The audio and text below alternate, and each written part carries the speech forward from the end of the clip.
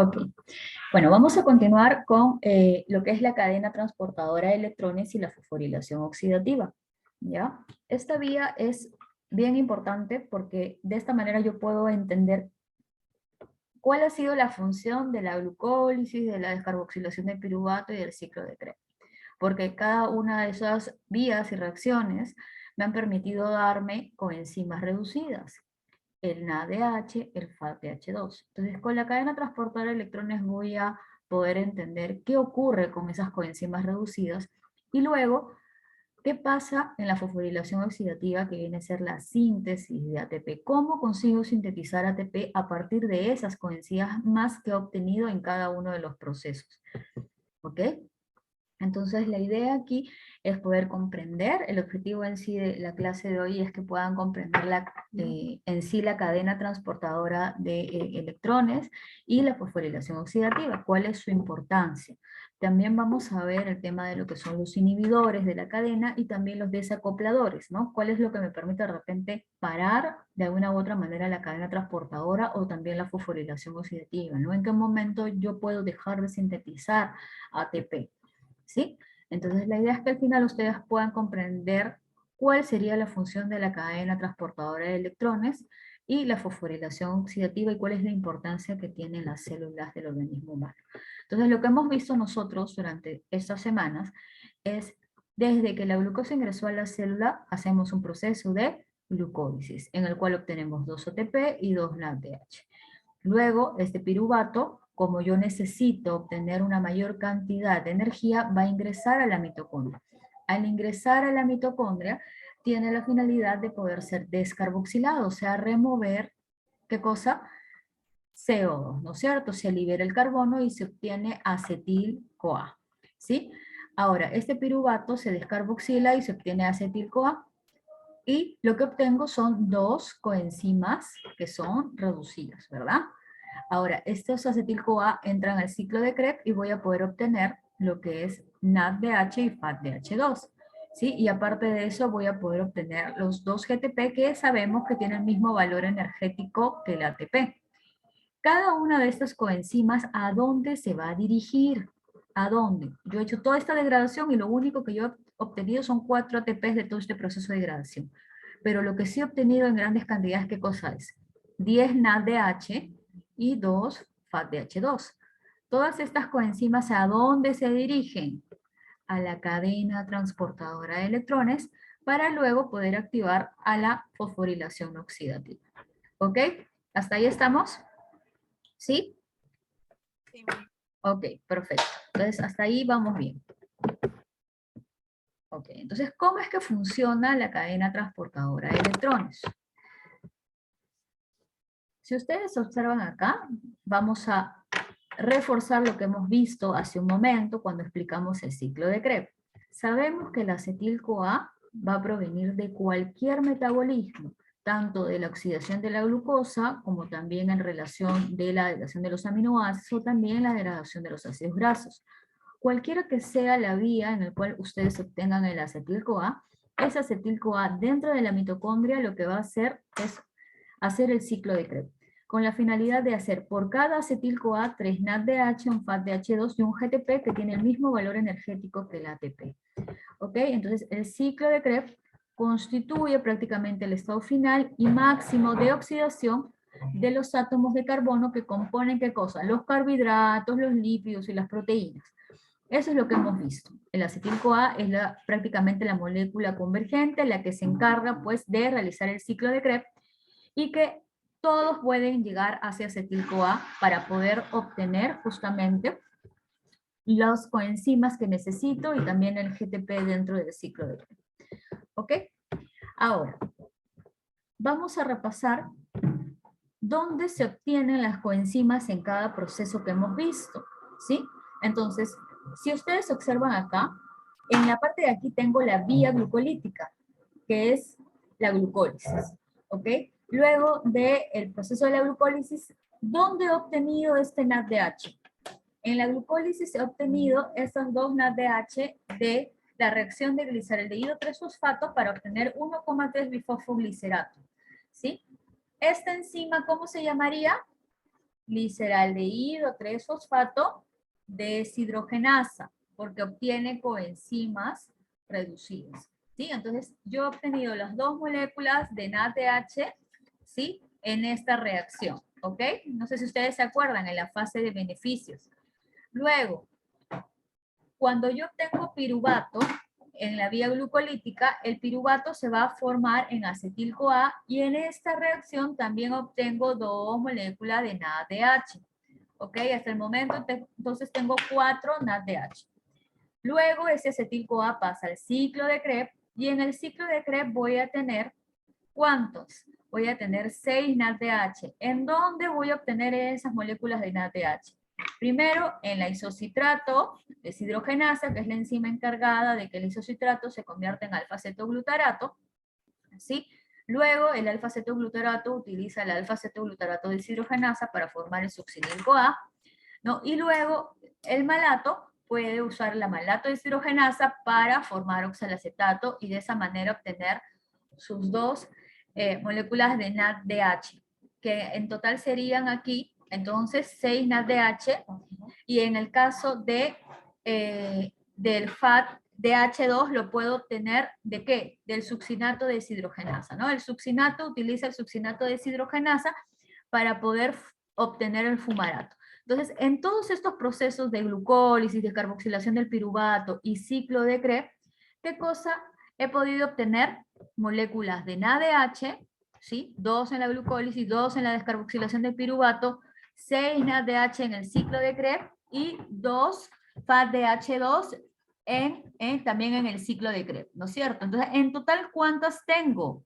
¿Sí? 10 NADH en todo el proceso de degradación y 2 FADH2, ¿sí? Solamente en el ciclo de Krebs. ¿Ok? Entonces, es importante recordar dónde he obtenido las coenzimas reducidas. Hasta ahí estamos. ¿Ok? Entonces, yo ya tengo todas las coenzimas reducidas que se han generado por todo el proceso de degradación. ¿Ok? Ahora, por tanto, si nosotros recordamos lo que les había mencionado sobre la mitocondria, que tenía una matriz mitocondrial en el cual dentro ocurría el ciclo de Krebs, también había una membrana, ¿no es cierto?, interna de la mitocondria. En esa membrana interna de la mitocondria es donde se va a encontrar lo que es la cadena transportadora de electrones o también llamada cadena respiratoria. A eso se le llama sistema de transportadores de electrones, ¿sí? Por eso que indican que las mitocondrias contienen un sistema de transportadores de electrones situado en la membrana interna, denominada, ¿qué cosa? Cadena respiratoria o cadena transportadora de electrones, ¿sí? ¿Qué hacen? Van a poder colectar, ¿qué cosa? Todos estos NADH, estos FADH2, todos estos NADH y FADH2 que he obtenido en todo el proceso de degradación, ¿sí? Van a poder ser colectados y de esa manera van a poder ser utilizados. Y los dirigen, ¿sí? Y los dirigen a, ¿hacia dónde? Hacia el oxígeno. ¿Ustedes se acuerdan cuando yo les expliqué sobre esto? ¿Sí? ¿Se acuerdan que yo les decía de que podían transferirse al oxígeno, pero no de forma directa, sino de una manera indirecta? ¿Sí? ¿Por qué ocurría eso? Porque las coenzimas no se transfieren los protones y los electrones hacia el oxígeno directo, sino es que tienen que pasar ¿por quién? Por una cadena transportadora de electrones. ¿Ok? El oxígeno se va a encontrar en el complejo 4 de la cadena transportadora de electrones. Entonces, lo que he obtenido, que es el NADH, el FADH2, que está aquí en el complejo 2, eso es lo que va a poder ser simplemente transferido los protones y los electrones hasta finalmente llegar al oxígeno, para poder obtener ¿qué cosa? Agua metabólica y también para obtener ¿qué cosa? Energía, ¿no es cierto? La energía va a venir luego, cuando yo obtenga este gradiente de protones, ¿ok? Entonces, yo sé que la utilización de este NADH y FADH2, ¿sí? Me va a permitir, ¿qué cosa? Poder formar un gradiente de protones que viene a ser una concentración diferente de hidrógenos, ¿ya? En el espacio intermembrana, y esto va a permitir promover la síntesis de ATP. Por eso que yo les había mencionado al inicio, en las primeras clases les había mencionado esto, cuando hemos hecho metabolismo de carbohidratos, ¿sí? En el cual las coenzimas reducidas, ¿sí? Transfieren protones y electrones, pero no de forma directa al oxígeno, sino van a ir por la cadena transportadora de electrones hasta que llega la información al oxígeno, que son los electrones, y de esta manera esta acción va a generar que la síntesis de ATP pueda ser promovida. ¿Ok? Entonces eso es lo que vamos a explicar ahora. Lo importante en la cadena transportadora de electrones es poder producir un gradiente de protones, ya en el espacio intermembrana. El gradiente de protones se forma de esta manera. Ustedes observan acá y ustedes ven 4 protones, 2 protones. Todos estos protones ya van a estar en concentraciones diferentes. Primero tengo 4, después tengo 8, después tengo 10. Entonces, acá hay una concentración de protones, a eso se le llama gradiente, cuando hay concentraciones diferentes, de menos a más, ¿ok? Entonces yo tengo toda esa concentración de protones y ese es mi gradiente de protones que se da en el espacio intermembrano, ¿ok? Esto hay que tener en cuenta, ¿sí? La cadena transportadora de electrones me permite producir un gradiente de protones. Entonces, este gradiente de protones es conseguida por la transferencia de los electrones. ¿Los electrones en dónde están? En las coenzimas reducidas. ¿Se acuerdan que para yo poder formar las coenzimas reducidas he tenido que transferir protones y electrones a las coenzimas oxidadas? Si no, no consigo obtener, ¿no? Miren acá, yo tengo coenzimas oxidadas, reciben protones y electrones por los procesos de degradación y obtengo las coenzimas reducidas. Ahora, estas coenzimas reducidas se van a despojar de esos protones y esos electrones y se los van a dar a alguien más, ¿sí? Entonces, esta transferencia de los electrones y los protones de las coenzimas reducidas para el oxígeno, pero no de forma directa, sino de una forma indirecta porque va a tener que pasar por toda la cadena transportadora de electrones, va a ser necesario para poder formar el gradiente de protones, ¿ok? Entonces, esta cadena transportadora de electrones va a ser organizada según potenciales de oxidorreducción. Ya hemos dicho, reacciones de oxidorreducción están relacionadas con la degradación, con la liberación de protones y electrones que permiten pues recibir y de esa manera formar la manera oxidada, ¿sí? O remover y generar la forma reducida, ¿sí? Ahora, en este caso nosotros tenemos aquí los electrones como parte de lo que son las coenzimas reducidas, ¿sí? Como parte que son las coenzimas reducidas, como por ejemplo el potencial de oxidorreducción menor. Entonces yo tengo acá una coenzima reducida que tiene protones y electrones, ¿sí? Yo inicio con esas coenzimas reducidas, ¿ok? Esas coenzimas reducidas tienen un potencial de oxidorreducción menor, porque como recién están iniciando. Luego va a seguir una secuencia de transportadores con potencial de oxidorreducción creciente hasta llegar al oxígeno. ¿Qué implica? De aquí, ¿no? Hasta llegar al oxígeno, la transferencia de protones, ¿ya? La transferencia de protones y electrones va a generar ¿qué cosa? De que finalmente yo pueda formar este gradiente de protones, ¿sí? ¿Estamos? Entonces, yo tengo acá el NADH y el FADH2 que se encuentra aquí en el complejo 2. Entonces, cuando yo hago esta transferencia de protones y electrones, ¿qué ocurre? Cuando llega el NADH, el FADH2 del ciclo de Krebs, de todo lo que ha venido de toda la degradación, ¿qué ocurre con ese NADH cuando es utilizado? Va a transferir ¿qué cosa? Lo que son los protones. ¿Y qué obtengo? ¿Qué es esto? ¿Qué forma es esto? ¿La forma qué? Oxidado o reducida. ¿Cómo sería esta de aquí, esta coenzima? ¿Oxidada o reducida? Oxidado. Muy bien. Entonces yo remuevo los protones y los electrones y cuando yo los transfiero, que ahorita voy a explicar cómo es que se va a dar todo esto en los complejos, yo voy a poder obtener ¿qué cosa? Las formas oxidadas, ¿no? Porque yo remuevo los protones y los electrones y va a formar esta manera oxidada. ¿Dónde creen que se va a ir este NAT? Al ciclo de Krebs para poder de esa manera seguir inyectando, ¿sí? Para esa manera seguir inyectando formas oxidadas para que el ciclo de Krebs me pueda seguir generando más coenzimas reducidas. Por eso les decía que la cadena transportadora de electrones está asociada al ciclo de Krebs, porque la cadena transportadora de electrones me permite nuevamente obtener las formas oxidadas para que el ciclo de Krebs pueda seguir utilizando esas formas oxidadas y seguir dando coenzimas reducidas, que es lo que nosotros necesitamos. ¿Ok? Entonces, estas coenzimas, cuando transfieren sus protones y sus electrones hacia los complejos, que ahorita les voy a explicar cada uno qué es lo que hace, va a generar un gradiente de protones, ¿sí? Por cada vez que uno transfiera los protones y los electrones, por ejemplo, en el caso del NADH en el complejo 1, se va a generar 4 protones que se va a liberar en el espacio intermembrana. Esto de aquí, que se va formando por la transferencia de protones y electrones de esas coenzimas reducidas, va a generar un gradiente. El gradiente va de menos a más, ¿sí? Va de menos a más. Voy consiguiendo concentrar más cantidad de protones. Esa concentración de protones es tan importante porque me va a permitir activar a la fosforilación oxidativa, que es la síntesis de ATP. ¿Ok? Entonces, para poder iniciar ya con la cadena transportadora de electrones y qué es lo que ocurre en cada uno de estos complejos, tenemos que tener en cuenta que necesitamos principalmente las coenzimas reducidas que hemos obtenido en todo el proceso de degradación.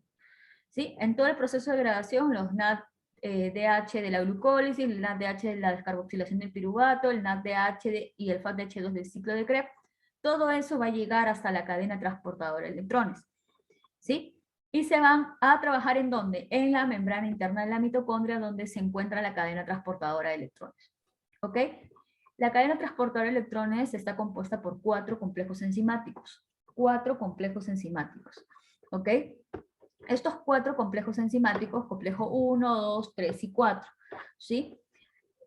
¿Cuáles vienen a ser los componentes que se encuentran en la cadena transportadora de electrones? Entonces nosotros tenemos, por ejemplo, la coenzima Q, tenemos a los citocromos A, B, citocromos C, proteínas hierro sulfurado, ferrosulfuradas, y también las coenzimas hidrosolubles que utilizamos, como las coenzimas reducidas, vamos a tener flavinas también trabajando. Entonces todas estas coenzimas van a estar presentes en la cadena transportadora de electrones y las voy a poder utilizar.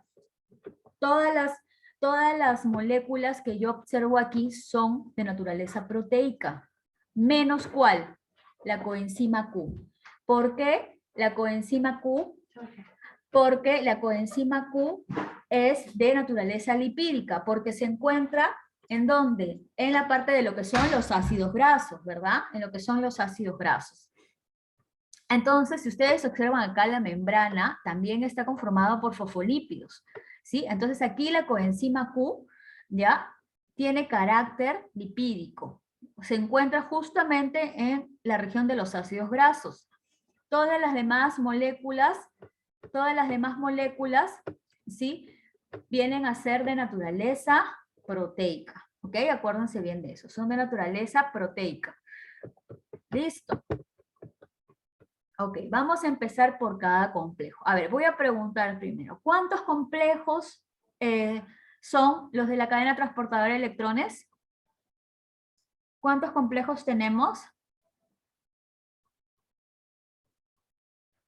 ¿Cuántos complejos tenemos en la cadena transportadora de electrones? 4. 4. 4 complejos. Ok, listo. ¿Qué más? Tenemos ciertas moléculas proteicas, ¿como cuáles? Los citocromos. ¿Y cuál es el compuesto que es lipídico? ¿Cuál es el compuesto que es lipídico? Fumarate. Coenzima Q. Muy Coenzima Q. bien, coenzima Q, la coenzima Q, muy bien. La coenzima Q. Entonces la coenzima Q es el único componente que es lipídico. ¿Y cómo se dan cuenta? Porque se encuentra justamente donde están los ácidos grasos. ¿Sí? Donde se encuentran los ácidos grasos. ¿Estamos? ¿Sí? Listo. Sí, Miss. Ok. Ahora, vamos a empezar. Complejo 1. ¿Qué ocurre en el complejo 1?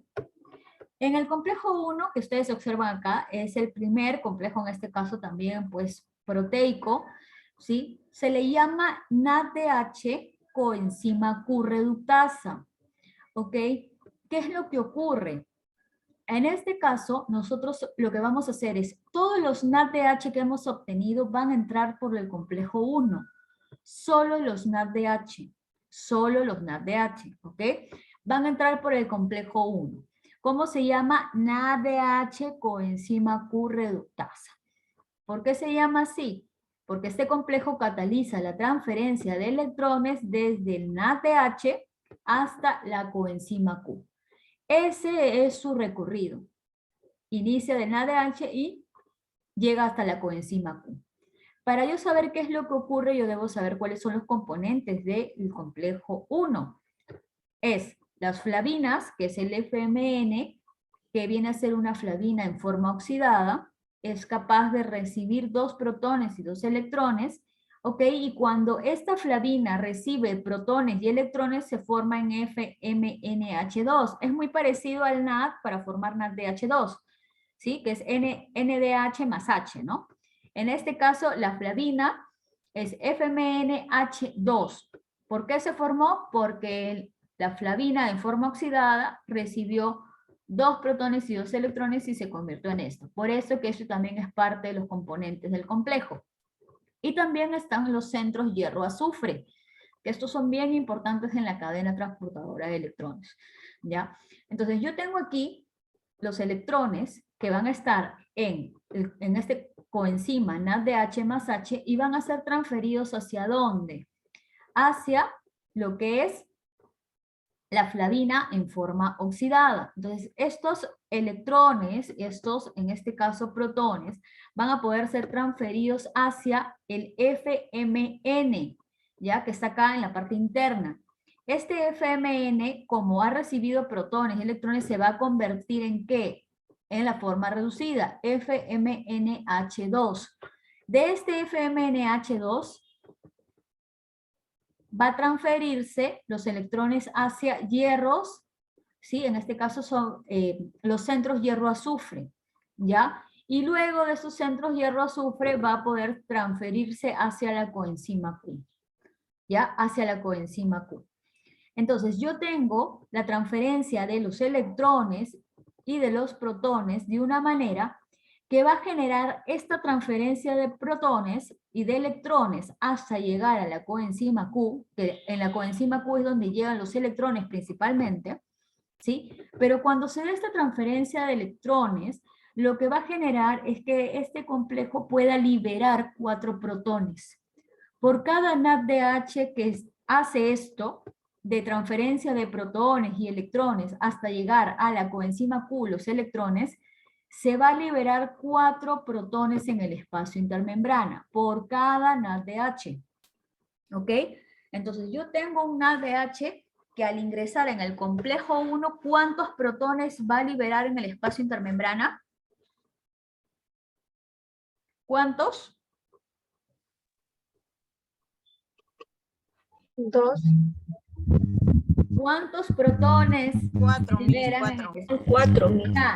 4, acuérdense, esto es importante para que puedan entender por qué cada NADH me forma 3 ATP. Ok, entonces yo tengo acá 4 protones por cada NADH que entra al complejo 1. Ok, ya. Listo. Ahora, complejo 2. Si el complejo 1 está relacionado con el NADH, el complejo 2 va a estar relacionado con el FADH2, ¿sí? Con el FADH2. ¿Ok? Este FADH2 es una coenzima que la hemos obtenido ¿en dónde? ¿En dónde la hemos obtenido?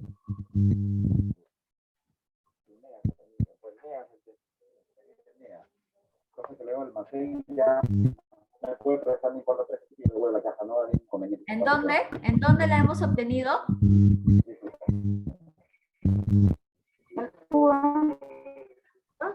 ¿En dónde hemos obtenido el FADH2? Misa, hay un audio prendido, no se escucha bien. A ver, un segundo. Ya creo que sí, ya lo silencié. Ya. Sí, es que a veces pasa así que van, a veces como activan los micros se escucha así. Ok. Entonces, ¿qué ocurre aquí? Este FADH2, ¿dónde lo he obtenido? Que hemos hablado hace un momento. ¿Dónde he obtenido ese FADH2?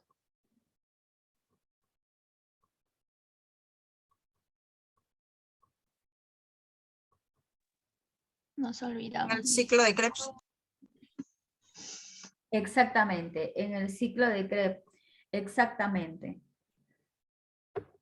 ¿En qué parte del ciclo de Krebs? De succinato a tercera. fumarato, cuando en la sexta. Eran 3, en la tercera, En en la las- cuarta y en la séptima. En la sexta región. Ok, entonces, a ver, escuchen aquí. Nosotros podíamos obtener el FADH2 en la reacción 6, ¿sí? En la reacción 6, recuerden, ¿ya? Del ciclo de Krebs. ¿Se acuerdan que yo les dije que esta enzima, ¿dónde se encontraba? Que era la única enzima que se encontraba ¿en dónde? En la membrana interna mitocondrial. Exactamente, en la membrana interna de la mitocondria, no en la matriz. ¿Y por qué? Porque justamente ustedes observan acá que dice succinato y fumarato. Esto, succinato y fumarato, que hemos visto en el ciclo de Krebs, donde la succinato se encarga de poder formar el FADH2, ocurre prácticamente aquí, en el complejo 2. O sea, acá está el ciclo de Krebs, pero aquí en esta parte ya se está formando, ¿sí? Y eso es en el complejo 2. Por eso que están relacionadas, ¿sí? Por eso que está una contigua a la otra, ¿sí? Entonces, en el complejo 2, este complejo 2 se llama succinato coenzima Q reductasa. ¿Por qué? Porque inicia del succinato y termina con la coenzima Q, ¿sí? En el caso del complejo 1, ¿cómo se llamaba? ¿Sí? ¿Cómo hemos dicho que se llama? NADH coenzima Q reductasa, ¿sí? Entonces, ¿por qué? Inicia con el NADH y termina con la coenzima Q, complejo 1. Complejo 2, inicia con el succinato y termina con la coenzima Q. En el lado del complejo 1, la puerta es para el NADH, y en el caso del complejo 2 sería para lo que es el succinato, que finalmente vas a tener FADH2 de forma interna. ¿Ok? Entonces, esta es la segunda puerta de entrada de las coenzimas. ¿Cuál? Del FADH2. ¿Por qué? Porque acuérdense que la succinato deshidrogenasa es la enzima que se encuentra ya en la membrana interna y lo que va a hacer es poder formar finalmente el fumarato y el FADH2. Entonces, en el complejo 2 nosotros vamos a tener ciertos componentes. Vamos a tener el FAD, ¿no? La forma oxidada, luego vamos a tener la forma reducida cuando ya adquirió los protones y los electrones, vamos a tener también centros hierro-azufre, vamos a tener también citocromo B, ¿ok? Entonces los electrones provenientes de dónde? Del succinato, acá lo estamos explicando de una manera más específica, los electrones del succinato van a poder ser transferidos al FAT, ¿no? A la forma oxidada, ¿no? Los electrones van a poder ser transferidos al FAT, ¿no es cierto? Ok, y de esa manera, ¿no es cierto?, va a permitir reducirse el FADH2. Ahora, sabemos que no solamente la transferencia de los electrones, ya la transferencia de los electrones va solo, sino también la transferencia de protones. Cada vez que se transfiere electrones, hay transferencia de electrones, ¿ok? Protones y electrones van en conjunto, ¿ok? El FAD es considerado también un grupo prostético de la succinato deshidrogenasa. ¿Por qué? Porque tiene una mayor afinidad por la enzima, ¿ok? Más que acuérdense que el grupo prostético con enzimas prácticamente es lo mismo. Simplemente que se diferencia porque el grupo prostético se le considera cuando tiene una mayor afinidad por, obviamente, en este caso la enzima, ¿ya? Ok, ahora, yo obtengo entonces aquí el succinato, se llega a tener fumarato y obtengo FADH2. Hasta ahí nosotros ya sabíamos, pero lo que no teníamos en cuenta es de que esa reacción se podía generar justo en la cadena también transportadora de electrones. O sea, todo está en conjunto, se va realizando, ¿no? Ese ciclo de Krebs, esa parte del ciclo de Krebs se está realizando prácticamente ya en el complejo 2, ¿ok? Produce el fumarato y luego, ¿qué ocurre?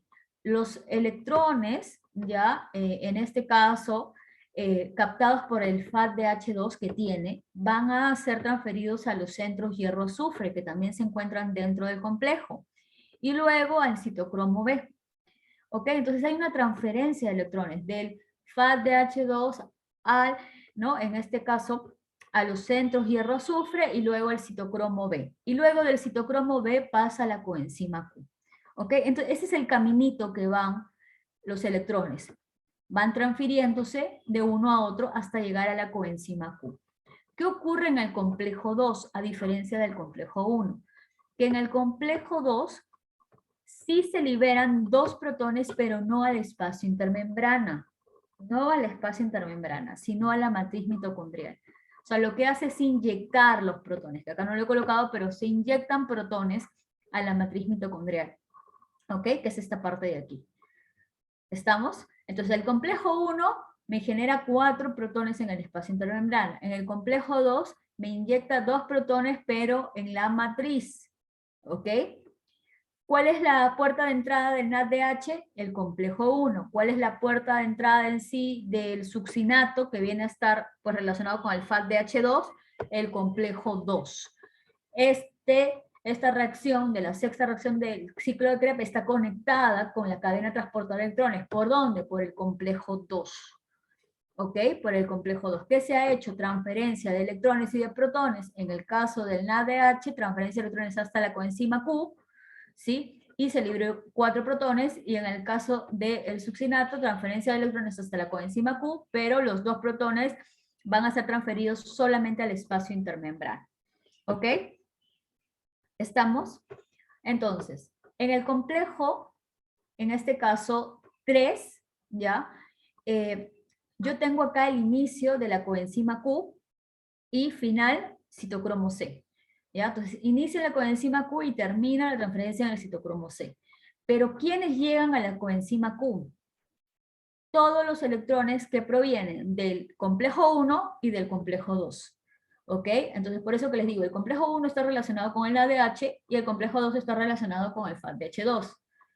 Por estos dos complejos yo puedo recibir, en este caso, los electrones y que lleguen a la coenzima Q. Entonces, en la coenzima Q yo voy a tener electrones tanto del ADH como del FADH2. ¿Ok? Entonces, por eso que el coenzima Q viene a ser el punto de convergencia de los electrones que provienen tanto del NADH en el complejo 1 o el succinato en el complejo 2.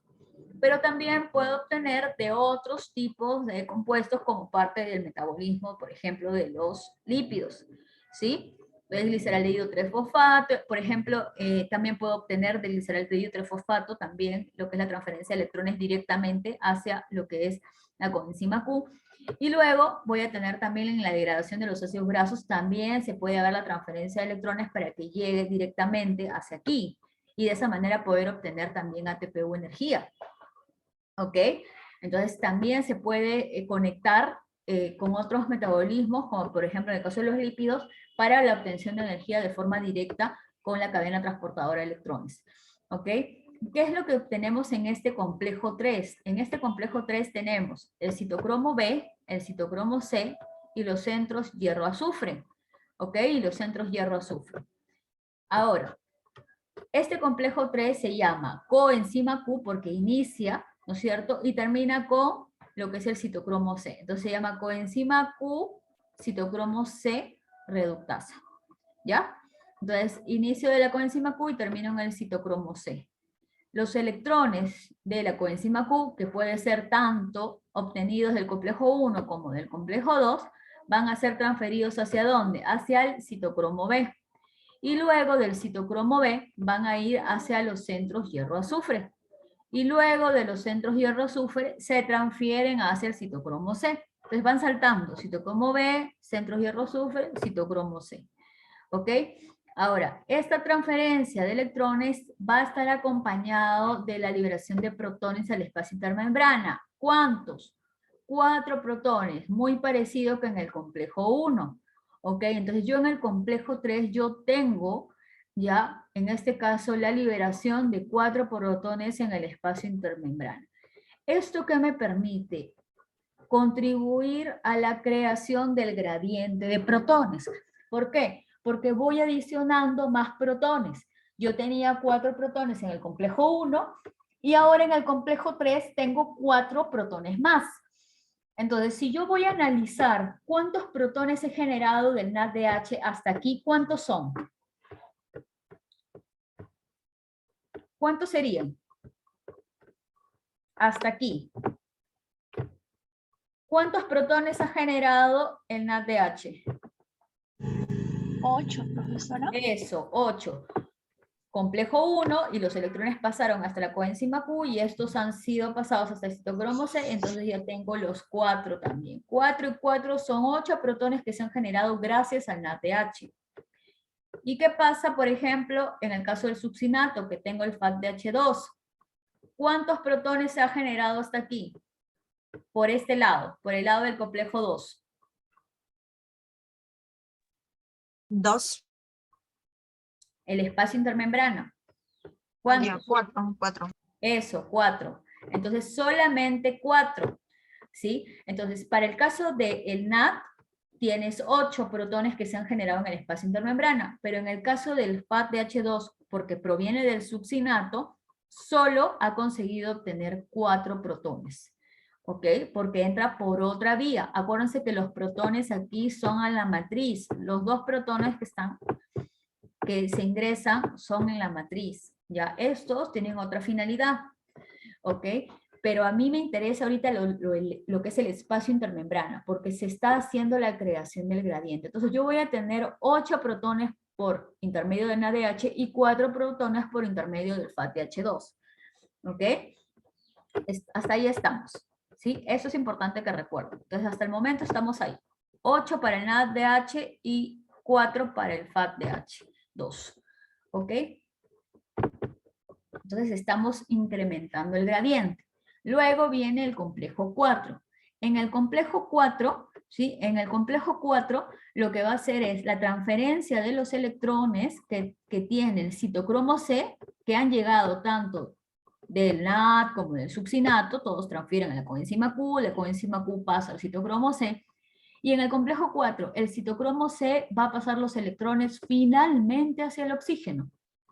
Finalmente es ese oxígeno que nosotros respiramos, ¿no? Que lo obtenemos, ¿no es cierto?, en el medio ambiente, ese oxígeno que llega hasta la cadena transportadora de electrones es el que va a ser el aceptor final de la transferencia, de lo que es la transferencia de los electrones. ¿Sí? ¿Ok? Entonces, por eso es tan importante. Ese oxígeno está ahí por algo y está relacionado con la obtención de energía. ¿Sí? Entonces, la transferencia tiene que llegar hasta el aceptor final para poder generar todos los protones importantes dentro del espacio intermembrana. Entonces, en el complejo 4, ¿cómo se va a llamar? Citocromo C oxidasa, en este caso. ¿Sí? Entonces, aquí yo tengo los componentes que vienen a ser el citocromo A, ¿no es cierto? Y también los iones cobre, ¿sí? Acá también tengo el cobre, ¿sí? Entonces, en este caso de aquí, ¿sí? Yo lo que tengo es que en el caso del complejo 4 va a ser responsable por lo que es la donación de los 2 electrones para media molécula de oxígeno.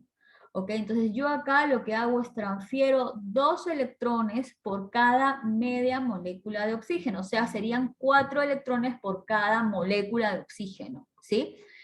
De esa manera se considera, ya los cálculos que han hecho dan a entender que por cada 2 electrones, ¿no es cierto?, nosotros que donamos van a ser para media molécula de oxígeno y se van a unir 2 protones y de esa manera yo voy a poder obtener una molécula de agua, ya, una molécula de agua. ¿Cómo hago para obtener 2 moléculas de agua? Entonces sería una molécula completa de oxígeno, 4 protones y de esa manera obtengo 2 moléculas de agua y así sucesivamente. Cada vez que se dé la transferencia, en este caso de 2 electrones, los recibe media molécula de oxígeno y esto pues genera que se forme una molécula de agua. Lo han puesto de esta manera para que ustedes puedan entender por cada molécula de agua cuánto se está necesitando que se transporte los electrones, que serían 2 electrones. ¿Ok? Entonces, aquí yo tengo en este complejo 4 la transferencia de electrones del citocromo C hacia el oxígeno, ¿sí? Entonces aquí yo tengo los electrones del citocromo C van a ser transferidos hacia complejos. Va a estar el complejo citocromo A ion cobre, ¿ya? Y luego los electrones que van del citocromo C al citocromo A ion cobre, luego estos van a ser transferidos al citocromo A3 cobre. ¿Ya? Citocromo C al citocromo A cobre, y luego del citocromo A cobre al citocromo A3 cobre. Y finalmente de ese citocromo A3 cobre va a pasar hacia el oxígeno. Todo esto se encuentra dentro del complejo 4.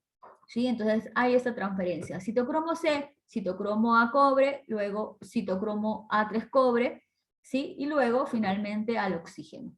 Entonces llegas al oxígeno y pues lo que se va a hacer es convertir, ¿qué cosa? El agua metabólica. Voy a poder formar agua endógena o agua metabólica, que ya hemos hablado sobre eso. La fuente endógena, nosotros podemos producir agua gracias a todo este proceso, ¿sí? Pero aparte, cuando se da esta transferencia de electrones, si llega hasta el oxígeno, permite remover o mover los protones hacia el espacio intermembrana. Entonces, 2 protones van a ser liberados al espacio intermembrana. Y esto va a contribuir con la creación del gradiente de protones. O sea, se va aumentando más protones en todo el proceso. ¿Ok? En todo el proceso. ¿Estamos hasta ahí? Entonces, la pregunta es la siguiente. ¿Cuántos protones yo obtengo a partir del NADH? Todo el proceso, hasta que llego al oxígeno. ¿Cuántos protones yo obtengo a partir del NADH? 10, profesora. Muy bien, 10. 4, 4 y 2. 10. ¿Y cuántos protones obtengo de succinato, FADH2, que ya sé que obtengo, ¿no es cierto? Y la transferencia de electrones. ¿Cuántos protones obtengo por el complejo 2? 4. ¿Cuántos? 2. Chicos, del complejo 2, ¿cuántos protones obtengo en el espacio intermembrana? 4. 4, mis 4. ¿Cuáles son esos 4? Si dicen 4, quiero saber cuáles son.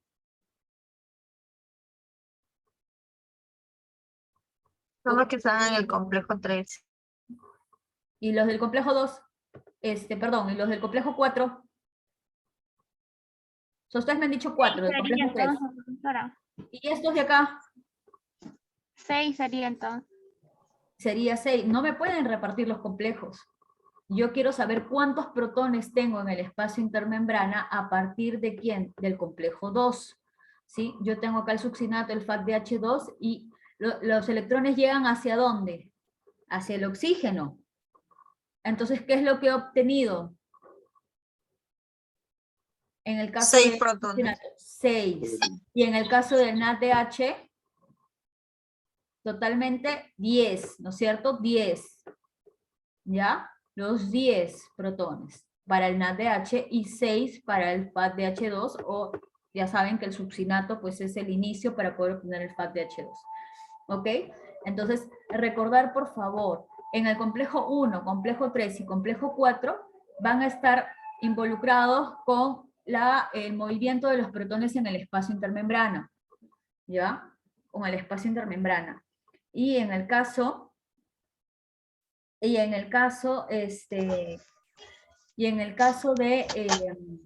del complejo 2, estos protones, ¿a dónde se van? A la matriz. A la matriz. Muy bien, ¿no es cierto? Perfecto. Listo, a ver.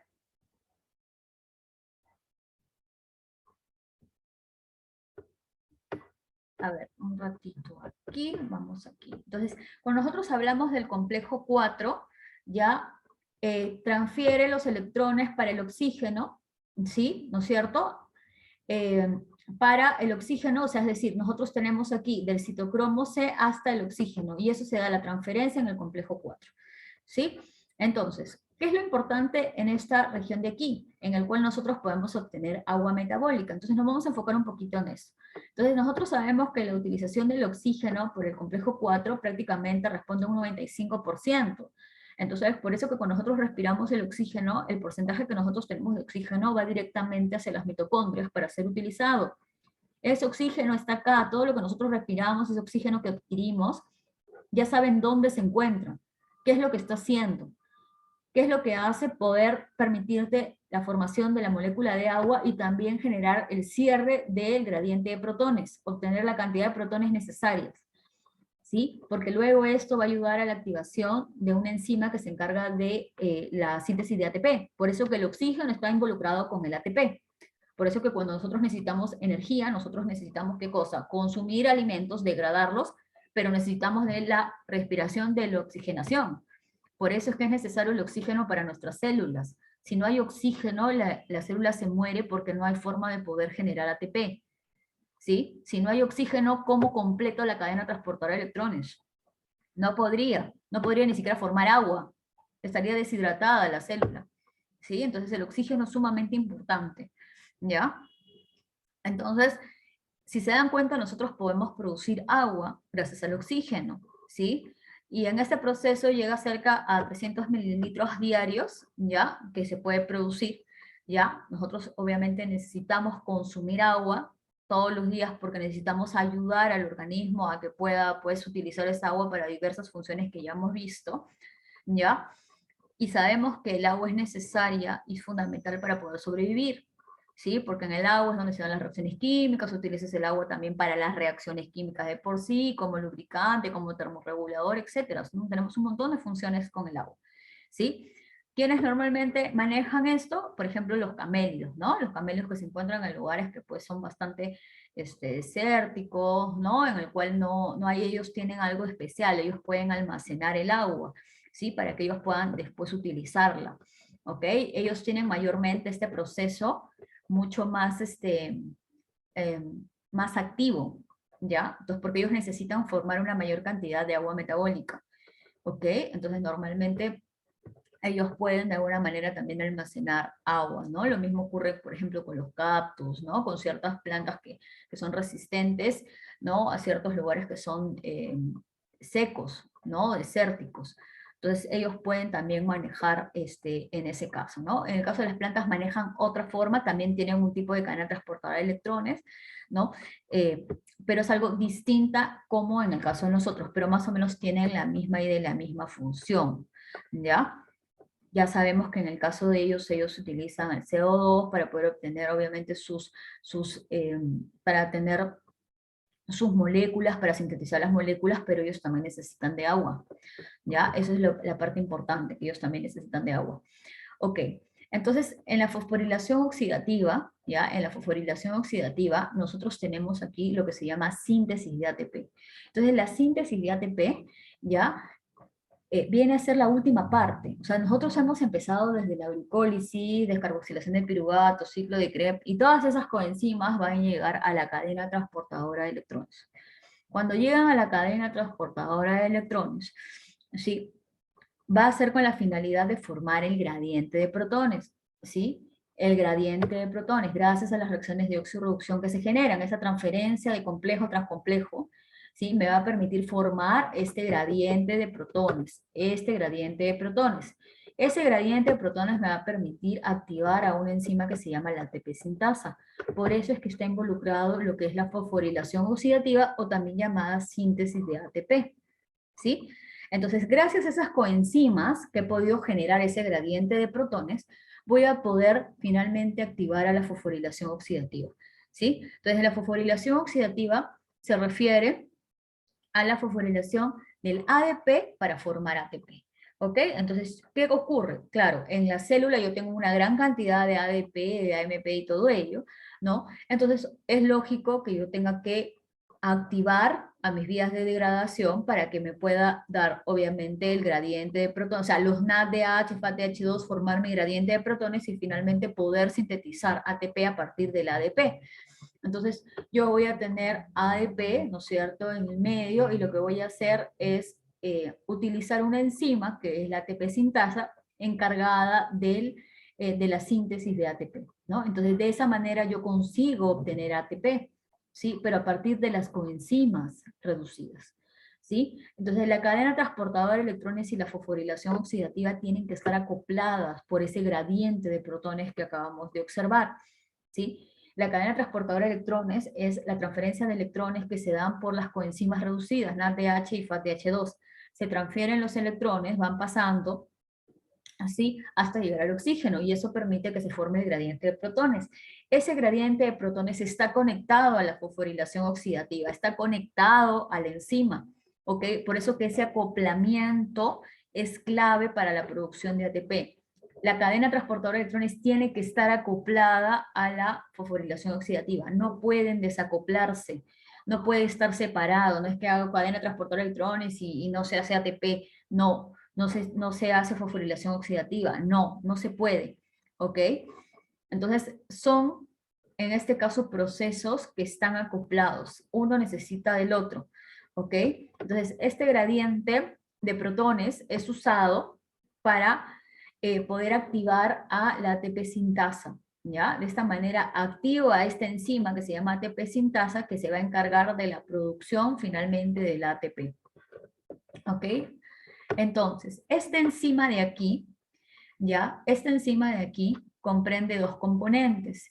Tiene una parte que se le llama factor de acoplamiento, que es donde captura al ADP para que luego pueda fosforilarlo y de esa manera formar el ATP. Y por otro lado tengo el canal F0, que es el lugar en donde esos protones de la gradiente retornan a la matriz, ¿ya? Entonces, ¿cuál es en sí la funcionalidad del gradiente de protones? Entonces vamos aquí. Ustedes aquí observan que gracias al NADH he obtenido 10 protones.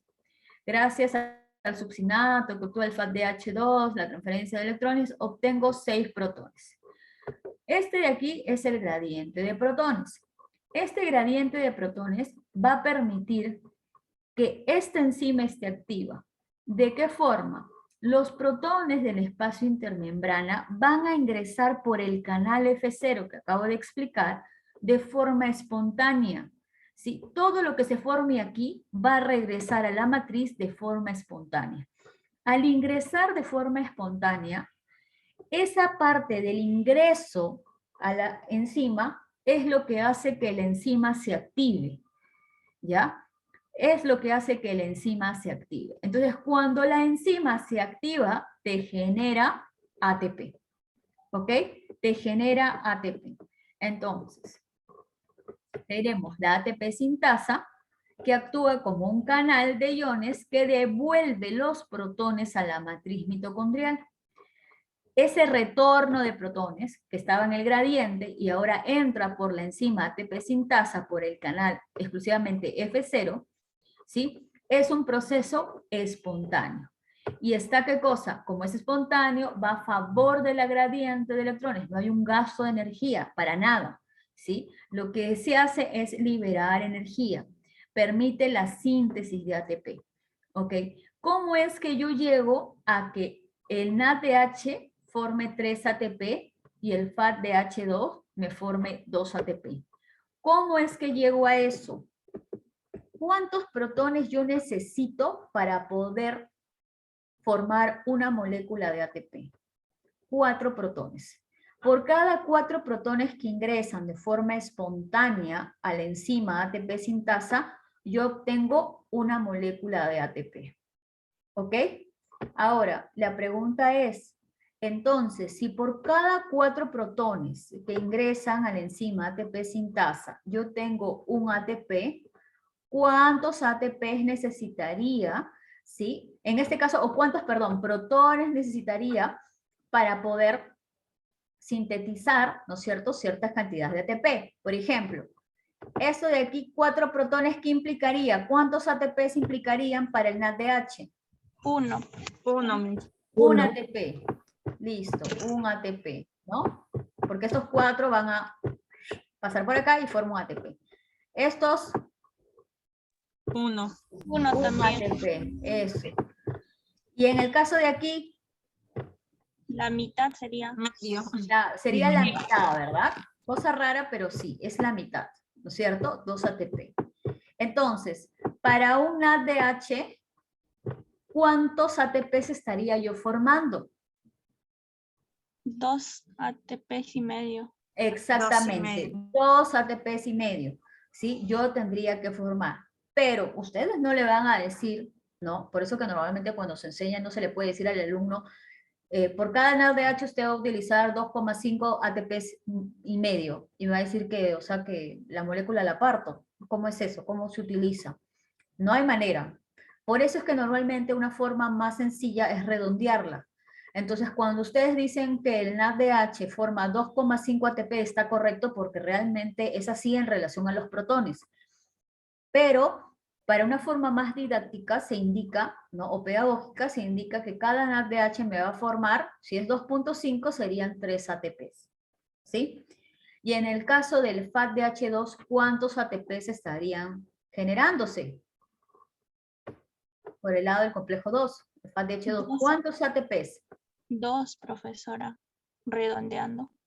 Redondeando, ¿no es cierto? Porque sería 1,5 ATPs y si redondeo sería 2 ATPs, ¿ok? Entonces, por esa razón es tan importante nosotros obtener las coenzimas reducidas. Las coenzimas reducidas me van a generar, ¿qué cosa? Este gradiente de protones, ¿ya? Y este gradiente de protones es necesario para que cuando retorne a la matriz, me pueda activar la ATP sintasa. Por cada 4 protones voy a poder obtener un ATP. Entonces yo comienzo a calcular por cada NADH cuántos entonces en realidad protones voy a necesitar, ¿no? Serían, por cada NADH son 8, 2, son 10 protones. Entonces, ¿cuántos ATP formo? 2,5. Por cada succinato FADH2 que obtengo son 6 protones, entonces serían 1,5. Por tanto, ¿cuántos al final yo tengo? Entonces yo tendría 3 ATPs por cada NADH, ¿no es cierto? Y 2 ATPs por cada FADH2.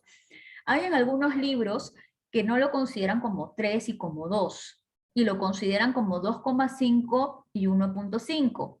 Por eso es de que en algunos libros no van a encontrar 38 ATPs, ¿no? Van a encontrar 32. O sea, van a ver que el total del ATP que se obtiene es menor, porque en ese caso han utilizado el 2,5 y el 1,5. ¿Ok?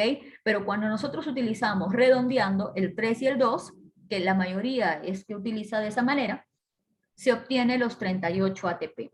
Entonces vamos aquí a ver si realmente es verdad todo lo que les he estado diciendo, porque ustedes tienen que corroborarlo, ¿sí? Entonces vamos aquí. ¿Cuántos ATPs tengo acá? 2. Y acá 2. Entonces, ¿cuántos NADH tengo en todo este proceso? ¿Cuántos NADH tengo?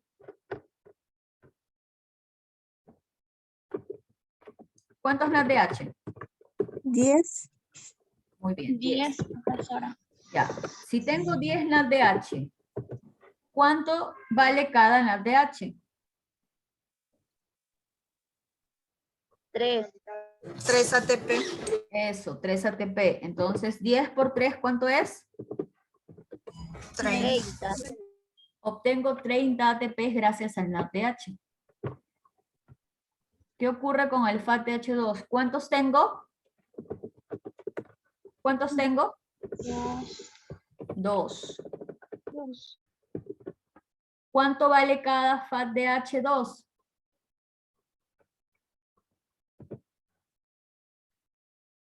1. ¿Cuántos ATPs valen? Un ATP y medio. 2. 2 Redondeando, 2. 2. ¿Cuánto sale? 4. 4. 4 ATP.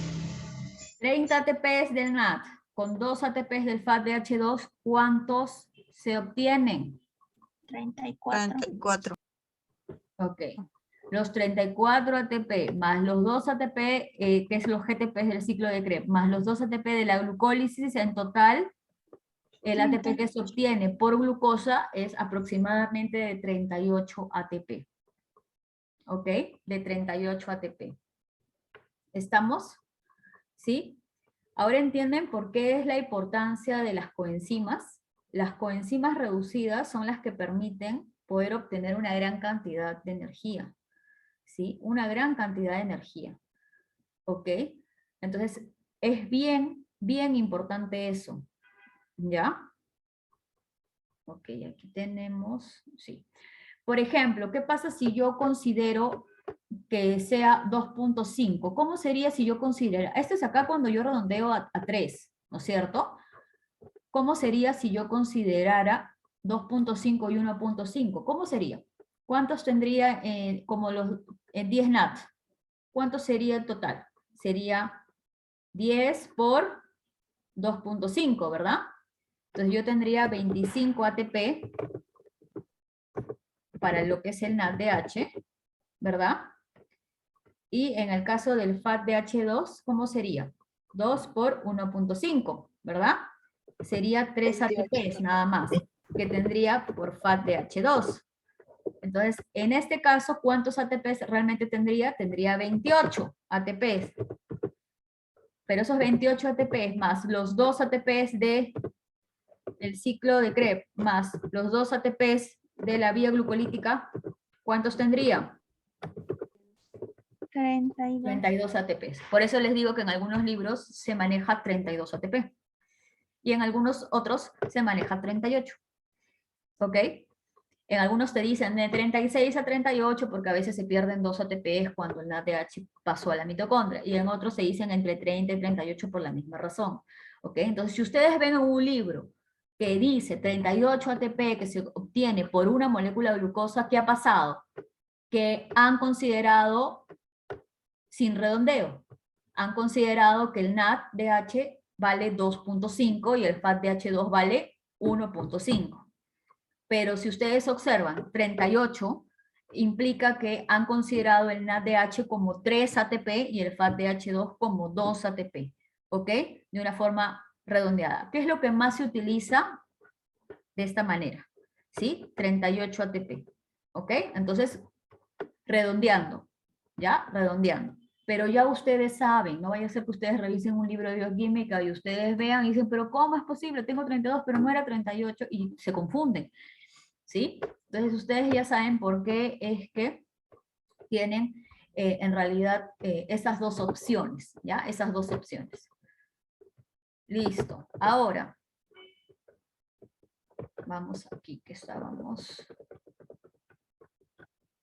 ya para poder ir terminando. Lo que les iba a decir es, ¿quieren que les dé un receso de unos 5 minutos para poder seguir con lo que es inhibidores y desacopladores? ¿O quieren que continúe, termino y de ahí ya salimos de clase? ¿Qué es lo que deciden? Depende de ustedes. Continuemos, Miss. Ya, para poder terminar antes. Ya, Sí, listo. Ya, perfecto. Ya, entonces estábamos en que ya la fosforilación oxidativa me dio qué cosa, los 38 ATP, perfecto. Ahora, ¿cuáles vienen a ser los inhibidores de la cadena transportadora de electrones? Porque también hay inhibidores que me puedan, pues, bloquear la cadena transportadora de electrones. Y también pueden haber compuestos que puedan, de alguna forma, bloquear la fosforilación oxidativa. Entonces, lo que tienen que entender es que cada vez que ustedes hablen de inhibidores, están hablando de la cadena transportadora de electrones. Y cuando hablemos de desacopladores, se está hablando de la fosforilación oxidativa. ¿Ya? No hay inhibidor de la fosforilación oxidativa, no se conoce de esa manera. ¿Ya? Inhibidores, cadena transportadora de electrones. Desacopladores, fosforilación oxidativa. ¿Ya? Entonces, cuando nosotros hablamos de los inhibidores de la cadena transportadora de electrones, estamos hablando que hay drogas que son capaces de poder actuar, ¿sí?, en la cadena transportadora de electrones, bloqueando la cadena, ¿sí?, impidiendo que ésta continúe, todo lo que hemos explicado ahora, ¿no? La transferencia de electrones, generarnos el gradiente, y que el gradiente pueda conectarse con la fosforilación oxidativa para que ATP sintasa pueda actuar. Entonces, hay drogas que lo que pueden hacer es inhibir estos complejos. Entonces, los inhibidores de la cadena, ¿sí?, pueden estar involucrados en los complejos.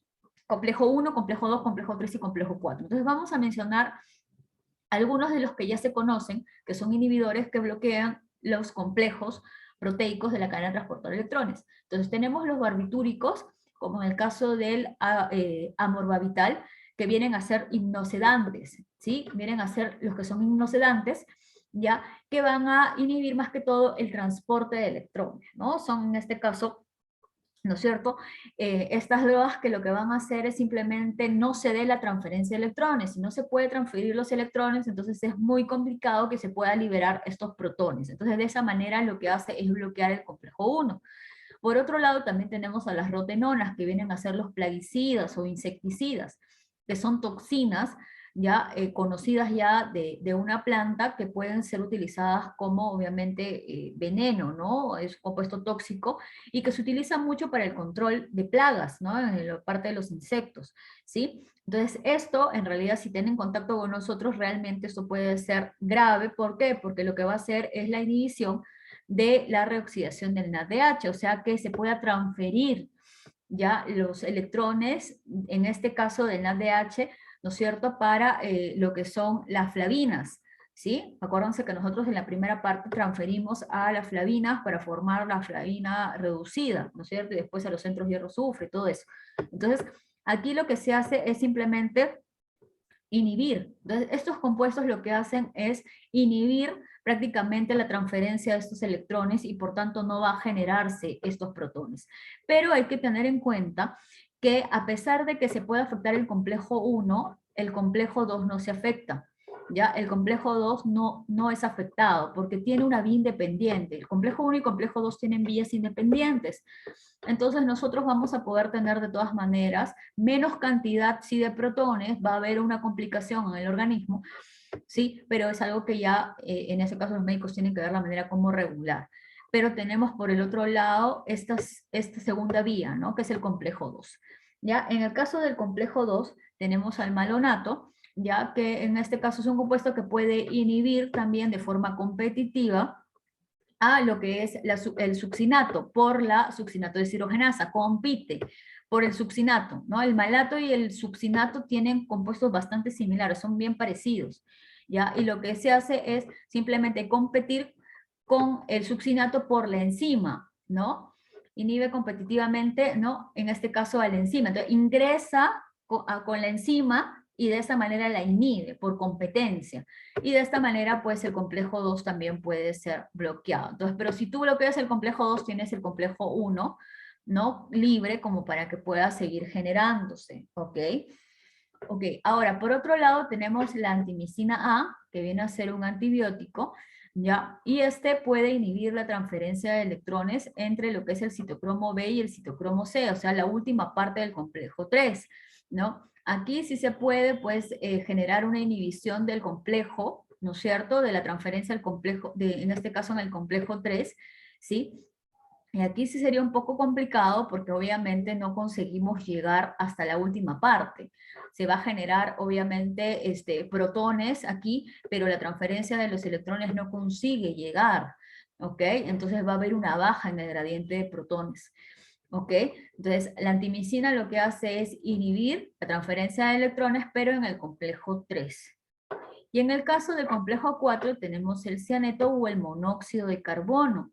Ese monóxido de carbono, que más o menos ya ustedes deben de haberlo escuchado, lo que hace, ¿qué cosa? Es bloquear la transferencia de electrones en la última etapa de la transferencia hacia el oxígeno, ¿sí? Entonces nosotros tenemos aquí la transferencia de electrones del citocromo A3 cobre, ¿no es cierto?, hacia el oxígeno, que es la última parte en donde se transfieren los electrones, ¿sí? Entonces el monóxido de carbono lo que hace es bloquear esa transferencia, no permite que se puedan transferir hacia el oxígeno, ¿no? Entonces mayormente a veces las moléculas que participan en ese bloqueo prácticamente son ellas las que reciben eso, y de esa manera te bloquea que la transferencia sea hacia el receptor ideal, ¿no?, al original, ¿sí? Entonces de esa manera no permite que la cadena obviamente pueda estar trabajando. Entonces por eso que todavía se siguen investigando diferentes tipos de inhibidores, ¿no es cierto? Y para eso pues obviamente los médicos, cuando llegan pacientes que pueden haber tenido alguna complicación o alguna sustancia, algún componente que hayan consumido, tienen que saber qué es lo que está ocurriendo con el paciente.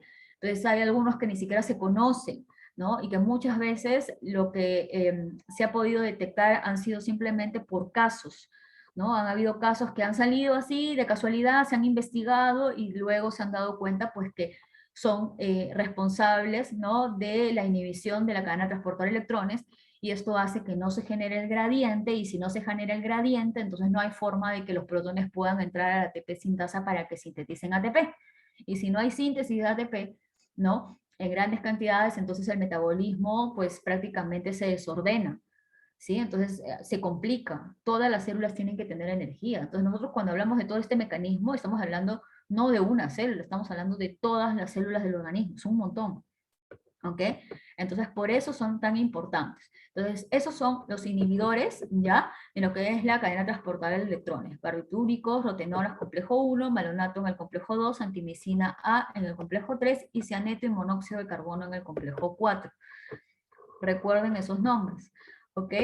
Y luego, hay otra manera también de que no se genere la producción de ATP, no solamente pues inhibiendo la cadena transportadora de electrones. Algo complicado ya en lo que es la inhibición de la cadena transportadora de electrones es que cuando tú inhibes la cadena transportadora de electrones, lo que te genera es una mayor cantidad de radicales libres. Eso es lo complicado, ¿ya?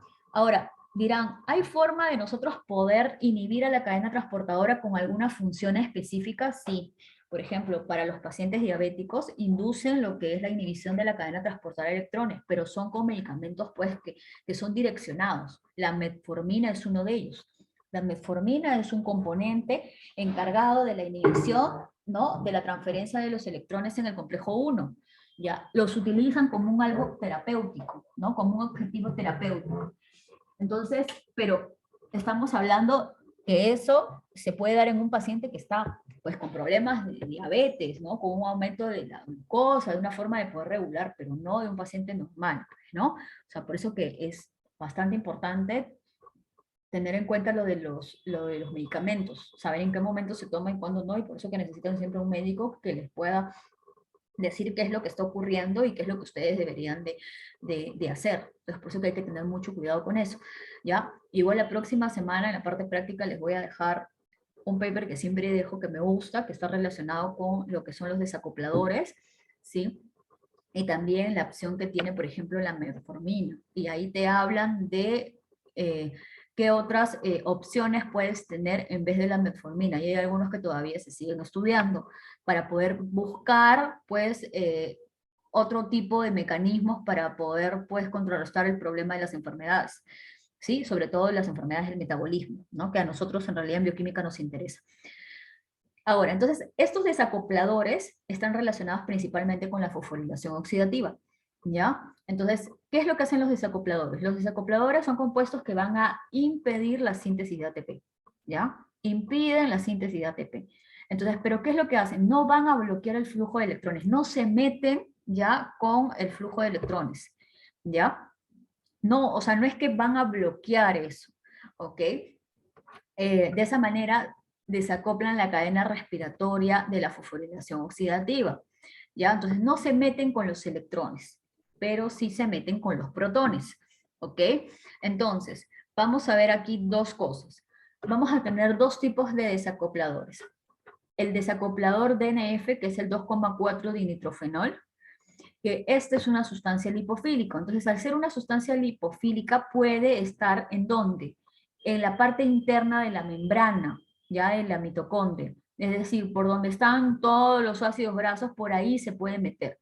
Entonces, el DNF es una sustancia lipofílica capaz de poder disociar el transporte de electrones de la fosforilación oxidativa. ¿De qué forma lo puede disociar? Metiéndose con los protones. Entonces, este compuesto lo que hace es atravesar toda la membrana y asocia los protones. O sea, aquí, no.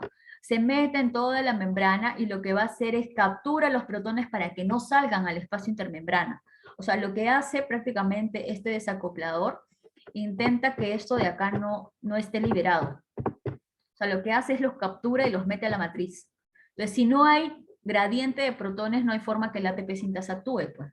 Porque acuérdense que el ATP sintasa actúa solamente cuando tú prácticamente bombeas los 4 protones, haces entrar 4 protones y la ATP sintasa activa y se forma el ATP. Pero si esos protones no entran, entonces ¿cómo vas a formar ATP? No tienes cómo formarlo. Entonces, todos estos protones, si no están, no hay forma que el ATP sintasa se active. Entonces, ¿qué hace este DNF? 2.4, lo que hace es captura los protones, antes de que salgan los captura y los mete a la matriz. Entonces, ¿qué hace? Hace que no se genere el gradiente de protones. Entonces, de esa manera desacopla, ¿sí? Desacopla la cadena transportadora de electrones de la fosforilación oxidativa, ¿sí? Por ese compuesto, que es un compuesto lipofílico, ¿ya? Entonces, ese compuesto lipofílico, por eso que dice, se asocia a los protones, o sea, prácticamente los agarra y lo que hace es los mete a la matriz. Entonces, no permite que esos protones salgan al espacio intermembrana. Entonces, impide la formación del gradiente. Eso es lo que hace el 2,4 dinitrófenol, ¿ya? Entonces, y la energía, en este caso, pues, que será utilizada, obviamente, para la síntesis de ATP, que es lo que necesitamos para las células. Entonces, impide, obviamente, la formación del gradiente. No se puede formar ATP, ¿sí? Entonces, nosotros acá tenemos, aparte del DNF, también tenemos, en este caso, la oligomicina, que es otro desacoplador, ¿ya? El oligomicina es un antibiótico que lo que hace es bloquear el flujo de protones en la enzima ATP sintasa. Entonces, ¿qué es lo que hace esta oligomicina? Es sumamente práctico, ¿sí? Lo que hace es bloquear el canal. Bloquea el canal, entonces ya no hay protones que ingresan. Si no hay protones que ingresan, pues no me activa la enzima y por tanto no tengo formación de ATP, ¿sí? Entonces, tengan en cuenta algo, cuando yo tengo estos dos procesos, la cadena transportadora de electrones y la fosforilación oxidativa desacoplados, ya, o sea que no están conectados entre sí, porque uno trabaja para el otro, cuando yo los desacoplo, entonces ahí es el problema, no se va a poder sintetizar ATP, se inhibe la síntesis de ATP, ¿ok? Entonces la cadena transportadora de electrones es necesaria para la fosforilación oxidativa. Yo necesito el gradiente de protones para poder sintetizar ATP. Si no hay gradiente de protones, no puedo sintetizar ATP. Entonces, en el caso del DNF, lo que hace es prácticamente te saca los protones del espacio intermembrana, o sea, no deja que salgan, ¿sí? Y por tanto, prácticamente te elimina todo el gradiente de protones. Entonces, no hay protones que entren de forma espontánea a la enzima para activar a la enzima. Entonces, en ese momento, cuando está el DNF capturando todos los protones, pues la enzima está inactiva.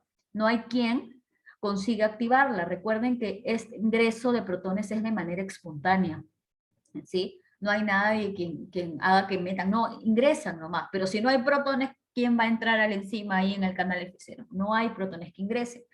Y por otro lado, la oligomicina viene a ser un antibiótico que lo que va a hacer es bloquear, ¿sí?, el flujo de protones. Entonces bloquea el canal F0 y lo que hace es impedir que los protones ingresen, ¿sí? Entonces, una, simplemente no hay protones para que entren, y la otra se encarga de bloquear el ingreso de protones. Entonces, de las dos formas, ¿qué haces? No formas ATP, ¿ok? No formas ATP. ¿Estamos? Entonces, ya la próxima semana te les voy a mandar ahí en la parte práctica para que ustedes revisen y lean un paper y también me hagan una especie de mapa mental que sí tiene que ser bien desarrollado, porque ya pues tienen mayores conocimientos de todo lo que hemos estado viendo, ¿sí?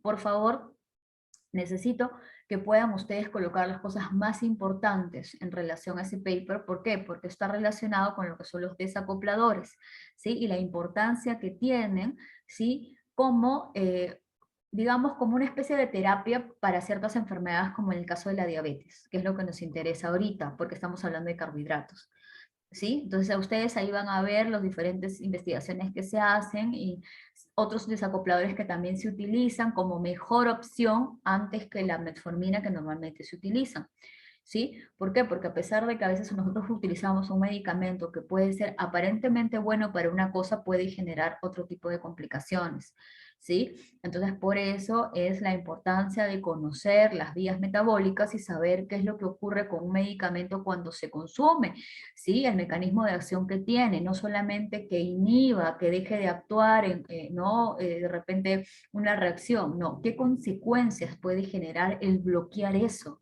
¿Sí? Lo que tú estás haciendo al utilizar ciertos fármacos es regular el organismo de una manera inducida, o sea, tú induces a regular el metabolismo. El metabolismo de por sí solo se regula, pero cuando ya estamos mal, porque el organismo no consigue regular, porque ya pues las concentraciones son demasiado elevadas a veces de un tipo de componente, está desordenado el metabolismo, ¿no? Aparte de todo el estrés que le metes y todo, entonces necesita ayuda.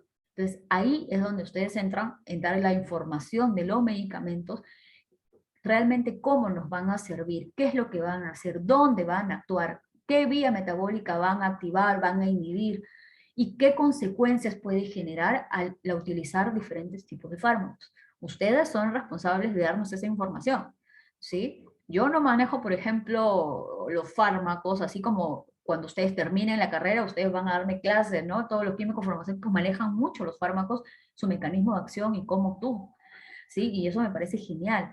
Entonces, por eso es que todos participan en el área clínica. En el área clínica tenemos a los químicos farmacéuticos, tenemos biólogos, tenemos tecnólogos, tenemos médicos, enfermeros, ¿sí? Todos están involucrados, ¿no? Hasta los químicos también, hay algunos que participan en el área, obviamente también en el área, así. Entonces, todo eso, ¿no? Involucra al área de salud, ¿sí?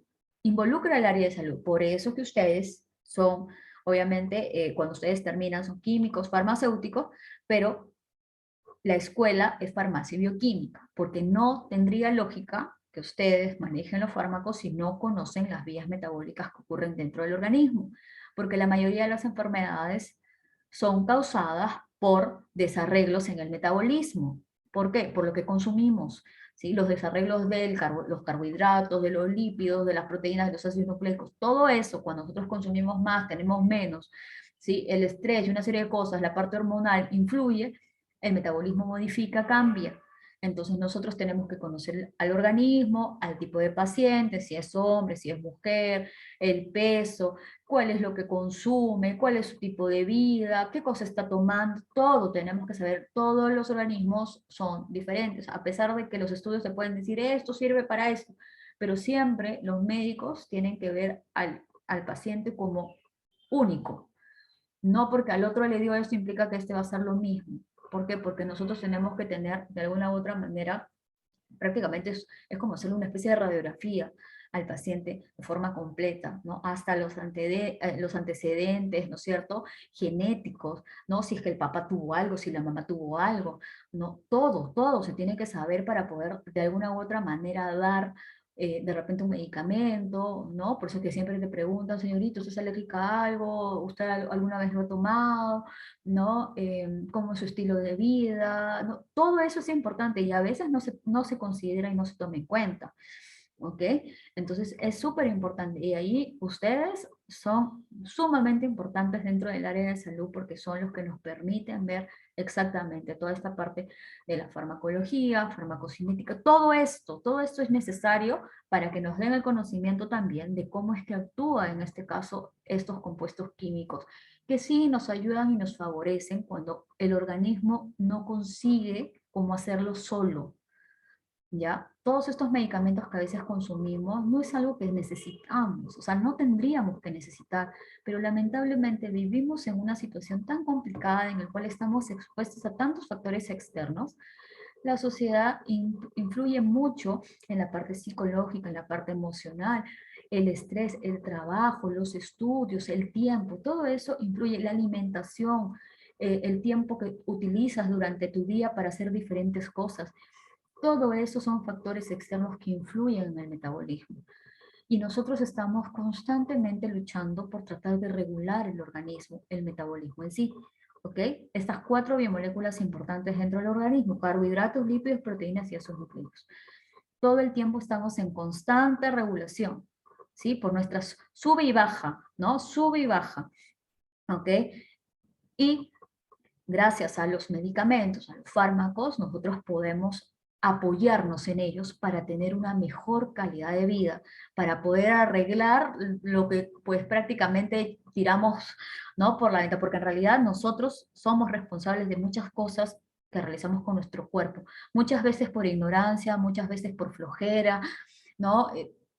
Por muchas cosas uno a veces deja de hacer ciertas cosas, deja de cuidarse, y eso pues puede conllevar a diferentes tipos de enfermedades. Y para eso están los medicamentos, los fármacos, para utilizarlo para tener una mejor calidad, y no depender de ellos, solamente que nos ayuden durante un tiempo determinado para poder obviamente regular. Hay otros casos, cuando ya son enfermedades pues, un poco más complejas, es lógico que hay algunos que van a tener que hacerlo a veces hasta de por vida, dependiendo de lo que está ocurriendo, ¿no? Dependiendo de la enfermedad que tengan, ¿ok? Pero yo les hablo principalmente del metabolismo. Cuando es el metabolismo, la idea es poder utilizarlo en ciertos tiempos específicos hasta poder regular el organismo. Ya que regulas el organismo, dejas al organismo solo actuar de forma natural, ¿sí? Pero es necesario saber qué fármacos se utilizan, qué cosa es lo que hace el medicamento y cuál, obviamente, pueden ser los efectos secundarios o las contraindicaciones que te da ese medicamento porque puede mejorarte una cosa, pero después te puede complicar otra cosa más adelante, ¿sí? Esa información ustedes la tienen que saber y ustedes están obligados a dar la información, no a prescribir, a dar la información, a dar conocimiento, ¿sí? Eso es bien importante. Aún más pueden hacer investigación ustedes mismos, realizar diferentes tipos de trabajos relacionados a, de repente, creación de nuevos fármacos, ¿no? De repente por ahí no solamente en relación a la parte de las medicinas o los fármacos y todo eso, sino también pueden estar relacionados a la parte pues de la belleza, a la parte del tratamiento de la piel, ¿no? El cabello, ¿no? Tienen idea todo lo que pueden hacer, ¿no? Por ejemplo, ustedes ya conocen al profesor José, ¿no? Él hace todo lo que es preparados magistrales, ¿no? Y cuando estábamos en lo que era presencial, yo con él lo acompañaba para hacer pues los jabones, o sea, también yo veía cómo él hacía todo el proceso, ¿no? De formación de jabones, de las colonias, ¿no? Yo me acuerdo que le dije, le digo, José, por favor, prepárate para alargar las pestañas, ¿no? Podemos también, de repente, una mascarilla para poder mejorar, no sé, la síntesis de colágeno en el rostro, ¿no? O sea, las mujeres que nos gusta siempre tratar de vernos mejores, hay ciertas cosas que se pueden hacer. Entonces ustedes pueden tener, no saben todas las ideas que hay para el área que ustedes tienen, ¿no? Encontrar diferentes, pues, no sé, principios activos, metabolitos, ¿no? Dentro de las plantas importantes para poder generar algún tipo de producto. No, es que el campo de ustedes es inmenso. Si a ustedes les interesa investigar, ¿no? Y aportar un poco más, ¿no? En este caso a su carrera y al país, ¿no? Eso ya lo dejo para ustedes, ¿no? Ustedes están todavía encaminados, están en el proceso, así que sigan ustedes entrando aquí a tratar de entender cómo es que yo puedo hacer mejor la vida, ¿sí? En relación, no solamente en tener que dar un fármaco para poder, pues, de repente mejorar o arreglar un tipo de enfermedad, no, sino también como algo preventivo, de repente, ¿no? Como algo, de repente, de protección, ¿no? Entonces, todo eso ustedes lo pueden ver, lo pueden manejar, porque ustedes son los únicos que pueden conocer todos estos temas de los medicamentos, ¿sí? Y hay más, y hay más, ¿no? Hay mucho que me encantaría aprender de la carrera que ustedes tienen, ¿no? Por eso creo que les dije, no sé si ustedes me he comprado ahí libros de farmacología para poder revisar y leer, porque me parece súper interesante, ¿sí? Entonces ya saben, ¿ok? Revisen todas sus clases de bioquímica porque de todas maneras lo van a utilizar para más adelante, ¿sí? Para más adelante, para que ustedes puedan integrar todo, ¿ya? La idea es que puedan integrar tanto lo que van a ver en bioquímica 1, cuando lleguen bioquímica 2, cuando lleguen farmacología, todo eso ustedes en algún momento van a tener que revisar en realidad las vías metabólicas, ¿sí? Porque muchos de los medicamentos influyen ya en las vías metabólicas, ya muchos medicamentos, ¿ok? Dependiendo si es para bajar el colesterol, si es para bajar la glucosa, si todo eso está relacionado justamente con el mecanismo de acción de los fármacos, ¿no? Entonces, por favor, no se olviden de eso, ¿sí? Entonces ya para poder terminar, ¿sí? Para poder terminar, solamente un repaso, rapidito nada más, ¿sí? Para ya poder dejarlos y puedan irse a almorzar, ¿sí? Entonces, todo este proceso es la oxidación completa de la glucosa. ¿Por qué utilizo cada una de estas vías? Para poder obtener, ¿cuánto? 38 ATP aproximadamente. Estas vías de degradación son las que me permiten obtener energía para la célula. Cada una de estas vías va a tener que ser regulada, ¿ok? Cuando es activada, cuando es inhibida. Necesito saber qué es lo que necesita la célula para saber si yo activo la vía de degradación o la inhibo para que se inicie la vía de síntesis, ¿ok? Entonces, dentro de la célula hay vías de síntesis y vías de degradación. Cuando una está activada, la otra tiene que estar inhibida. Y dependiendo de la molécula, ¿ok?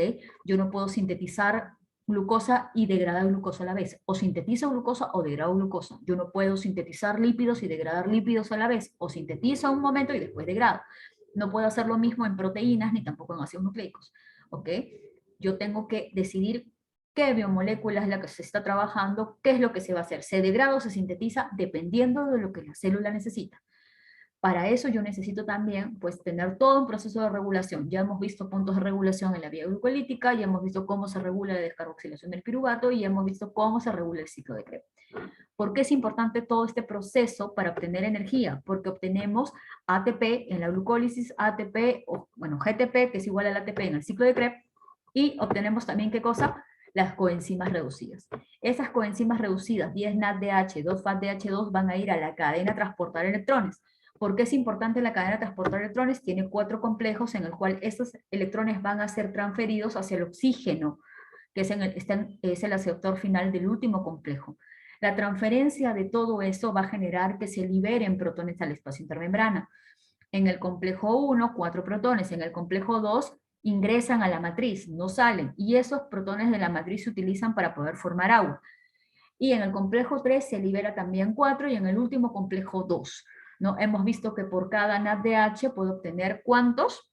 10, ¿no es cierto? Protones. Y en el caso del FADH2 puede obtener 6 protones. ¿Qué ocurre con ese gradiente de protones? Ese gradiente de protones va a poder, todos esos protones van a poder ingresar nuevamente a la matriz. ¿Por dónde? Por la enzima ATP sintasa que se encuentra en la fosforilación oxidativa. Entran como en su casa, puerta abierta. Entran porque es un proceso espontáneo a favor de la gradiente. Entran, ¿ok? Entonces, a la hora de ingresar, ¿qué hacen? Activan a la ATP sintasa y de esa manera sintetizan ATP. Si hablo de un NADH, obtengo 3 ATP. Si tengo un FADH2, obtengo 2 ATP, ¿ok? Finalmente, con estos 10 NADH, tengo 30 ATP. Con esos 2 FADH2, tengo 4 ATP. En total, ¿cuántos ATPs tengo? 34 ATP. Más 2 y 2, 38. Por cada glucosa obtengo finalmente los 38 ATP. Esto se da en las células, en este caso, que utilizan el oxígeno, o sea, aeróbicas. ¿Sí? Ahora, ¿qué hay otra forma de obtener energía? Sí. Esa es la forma anaeróbica, que eso lo vamos a ver luego en la siguiente clase. ¿Ok? Pero aquí es importante, ¿sí? Recordar, por favor, que todo este proceso me permite obtener energía, ¿sí? Gracias a ¿qué? A los ATPs obtenidos y a las coenzimas reducidas que luego me van a formar el gradiente de protones y ese gradiente de protones me va a permitir activar al ATP sintasa para que pueda formarse el ATP que falta, ¿ok? Sabemos que hay inhibidores que están relacionados con la cadena transportadora de electrones que bloquean la cadena transportadora de electrones y los desacopladores que lo que hacen es desacoplar, o sea, es decir, separar la cadena transportadora de electrones de la síntesis de ATP. No se puede hacer eso, ¿verdad? Porque en un paciente normal no se puede hacer eso, porque la idea es sintetizar ATP. Si tú la desacoplas, entonces no sintetizas ATP. Entonces, la cadena puede estar funcionando, pero si no hay síntesis de ATP, ¿cómo haces? ¿No? Entonces, tengan en cuenta que para que se dé la síntesis de ATP tienen que tener dos cosas importantes. El gradiente de protones tiene que estar formado y la vía del canal F0 de la enzima tiene que estar aperturada y abierta para que los protones puedan entrar. Si esos dos no hay, si no hay gradiente o está bloqueada esa parte, pues no se va a formar ATP. Y eso es lo que ocurre con los desacopladores. ¿Ok, chicos? ¿Estamos? ¿Tienen alguna duda hasta ahí? ¿Alguna duda? ¿No? Ok. Bueno, me imagino que debe estar claro. Si es que hay algo que se le está quedando, que hay algo que no puedan revisar o entender, les pido por favor que revisen las clases. Ya, revisen las clases para que en la siguiente semana me puedan preguntar si tienen alguna duda. Yo sé que a veces es mucha información que se va dando, pero esto es Bioquímica 1, ¿sí? Todos los que han entrado a Bioquímica 1 en algún momento y les han preguntado es así, es mucha información, ¿ya? Por eso es tan importante que presten atención en cada clase, ¿ok? Ahora, no se olviden, la próxima semana va a haber va a haber pasito, ¿ya? Va a haber pasito hasta el ciclo de Krebs, ¿ya? Hasta el ciclo de Krebs. ¿Estamos? Va a entrar metabolismo de carbohidratos, glucólisis, descarboxilación del piruvato y ciclo de Krebs. ¿Ok? ¿Sí? Ok. ¿Estamos? Ya. Zenaya, por favor, avisa. La próxima semana, control de lectura 3, tienen que estudiar glucólisis, descarboxilación del piruvato y ciclo de Krebs. Reacciones y puntos de regulación. ¿Ok? Entonces, por favor, revisen bien todas sus diapositivas, ¿ok? Revisen bien todas sus diapositivas. Hasta hoy va a tomar la evaluación la otra semana, ¿no, Miss? Sí, la otra semana recién vamos a tomar lo que hemos avanzado. No les voy a tomar cadena transportadora de electrones porque todavía no lo he hecho con el otro grupo de práctica, ¿ya? Estoy haciendo lo mismo para todos, ¿ya? Entonces, por eso es de que ustedes estudian hasta el ciclo de Krebs, pero igual, por favor, después sigan revisando lo que viene, ¿ya? Porque después se les va a juntar todo, ¿ya? Para el final viene todo, para el final viene metabolismo de carbohidratos, glucólisis, descarboxilación del piruvato, ciclo de Krebs, cadena transportadora de electrones, fosforilación oxidativa, vía anaeróbica, vía de pentosas, glucogenólisis, glucogenogénesis y gluconeogénesis, ¿ok? Viene todo, entonces el último examen es un examen bastante denso, ¿ya? Entonces por eso es necesario que vayan estudiando desde ahorita, ¿ya? No esperen a última hora, ya nos faltan poco, ya nos faltan pocas semanas, ¿sí? Entonces, por favor, hay que tener eso en cuenta. Ah, la próxima semana me parece que es sábado 2, ¿no? O sábado 1, ¿no? Ahí sí tenemos clase. Creo que el problema es el sábado 8, ¿no? La próxima semana. No, ¿cuánto tiempo durará el examen? Eso lo voy a ver yo. Ustedes solamente dediquen a Miss, estudiar. ¿será en plataforma UMA o en algún aplicativo? No, va a ser en el aula tener- virtual. Va a ser en el aula virtual, va a ser. Ok, ¿Y en qué horario será? ¿En la teoría o práctica? ¿Por qué? ¿No vas a estar?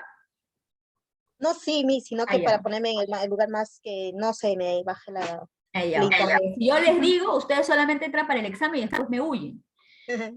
Ya, pero, ok, vamos a hacerlo, si no, al inicio, ¿ya? Sí, o terminando teoría también. Es que hay algunos que a veces no quieren hacerlo al inicio, porque a veces por ahí se quedaron dormidos, no llegaron y no entraron y se estresan. Al final, Miss. ¿Ya? Al final de la teoría sería entonces. Al inicio, Miss, cuando estemos todo fresco, porque como nos va a dictar clase, también vamos a tener... Ese es el otro información del detalle otro. también, que cuando Claro, mejor es al va inicio. después de teoría, la mayoría termina más confundido porque comienza a adicionar otras cosas y cuando viene el examen comienzan a escuchar todo lo que les he dicho y de repente por ahí pues se bloquean, ¿ya?